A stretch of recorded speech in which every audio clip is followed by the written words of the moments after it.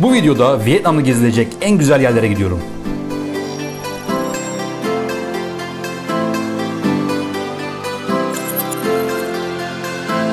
Yıllardır izlediğim Vietnam Savaşı filmlerinin de etkisiyle dünyada en merak ettiğim ülkelerden biri olan Vietnam'a sonunda geldim.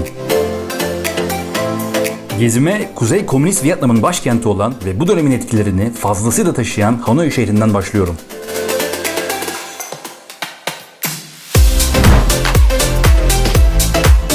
Şehri gezmeye başlamadan önce ilk olarak kaldığım otelden aldığım günlük tur ile başkent Hanoi'ye otobüsle yaklaşık 4 saat mesafede bulunan dünyaca ünlü Ha Long Bay Körfezi'ne gidiyorum.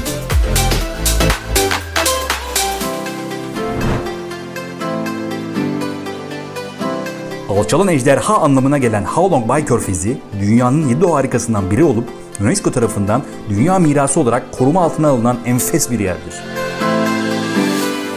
2000 civarında irili ufaklı, farklı kireç taşı adası bulunan bu körfezin dünyada ölmeden önce görülmesi gereken en önemli yerlerden biri olduğu söylenir.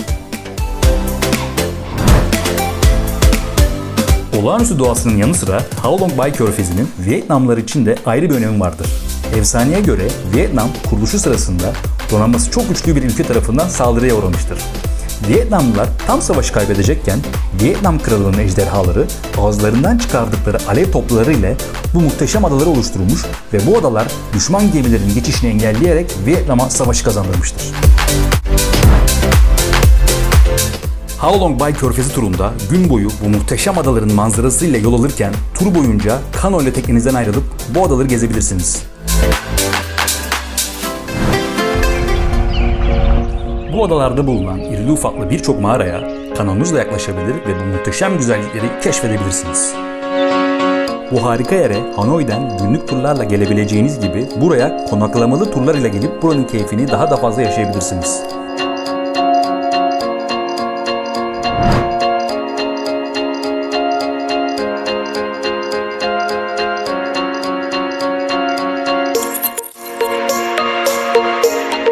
Bu muhteşem körfezin tadını çıkarmak için buraya havanın güneşli ve açık, yağmurun da az olduğu Ekim ve Aralık aylarında gelmelisiniz.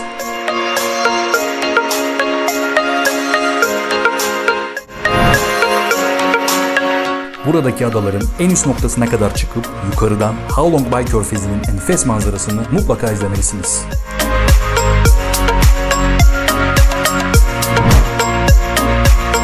Eğer şanslı gününüzdeyseniz dünyadaki en iyi gün batımlarından birine sahip olan bu adalarda bu harika manzarayı izleyebilirsiniz.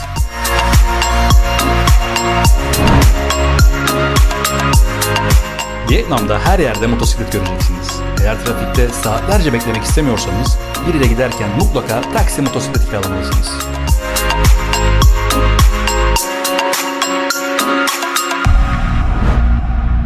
Vietnam'ın kurucusu ve ulusal kahramanı olan Ho Chi Minh'in anıt mezarının bulunduğu Ba Dinh Meydanı'na eğer sabah saatlerinde giderseniz Ho Chi Minh'in mumyalanmış bedenini de ziyaret edebilirsiniz. 1945 yılında Vietnam bağımsızlık bildirgesinin okunduğu bu tarihi meydan aynı anda 200 bin kişinin toplanabileceği kadar büyüktür.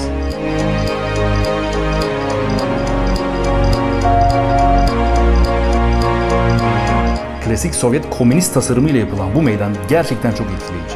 Eğer Hanoi'ye gelirseniz bu meydanı mutlaka ziyaret etmelisiniz. Hanoi'deki Old Quarter bölgesi, alışveriş yapacağınız mağazaları, güzel restoranları ve eğlence merkezleri ile Hanoi'de ziyaret edilmesi gereken yerlerin başına gelmektedir.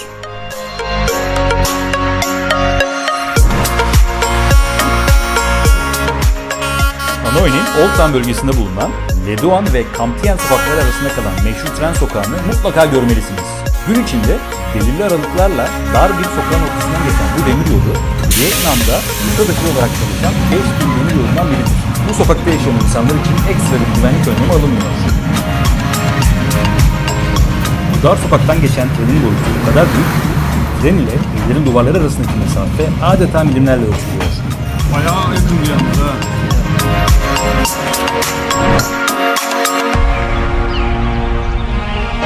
Ho Chi Minh şehrine 2 saatlik mesafede olan Chu Chi tünelleri, Vietnam Savaşı ile alakalı olarak görülmesi gereken en önemli yerlerin başında gelmektedir. Vietnamlı askerlerin her türlü ihtiyacını giderebilecek şekilde dizayn edilen bu mühendislik harikası tünellerin yapımı 25 yıl sürmüştür. 250 kilometre uzunluğuna sahip bu tüneller Amerikalı askerlerin karargahlarının altına kadar uzanmıştır. Savaş sırasında Amerikalılar tarafından fark edilemeyen bu tüneller Vietnam ordusuna büyük bir üstünlük kazandırmıştır. Savaşın seyrini değiştiren bu tüneller 3 katmandan oluşmaktadır.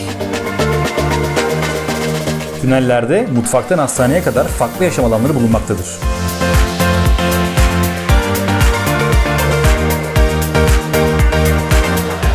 Tünellerin sadece 40 metrelik bölümü turistlerin ziyaretine açılmıştır. Ufak Vietnamlı askerlere göre yapılan bu tünellerde yürümek ve nefes almak gerçekten çok zor.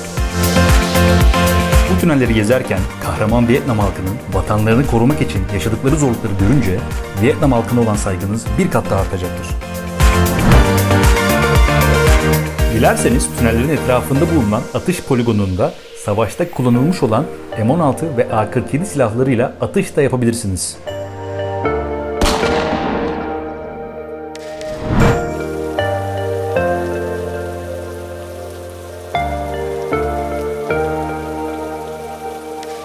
Bu meşhur tünelleri ziyaret ettikten sonra Asya'nın en büyük deltası olan Mekong deltasına mutlaka uğramalısınız.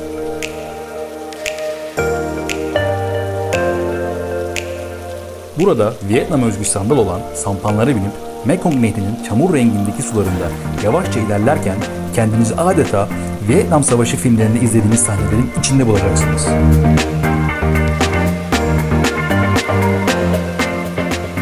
Palmiye ağaçları ve bitkilerle kaplı bu dar kanallardaki doğa şölenini eğer Vietnam'a gelirseniz mutlaka görmelisiniz.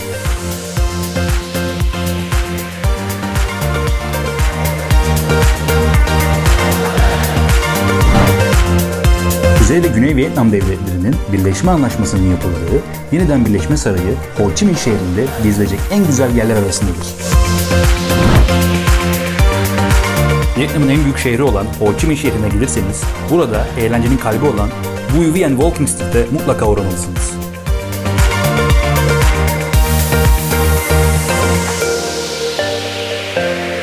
Yardımsever ve güler yüzlü Vietnam halkını daha da yakından tanımak için Asya'nın bu egzotik ülkesine eğer fırsatınız olursa mutlaka gelmelisiniz.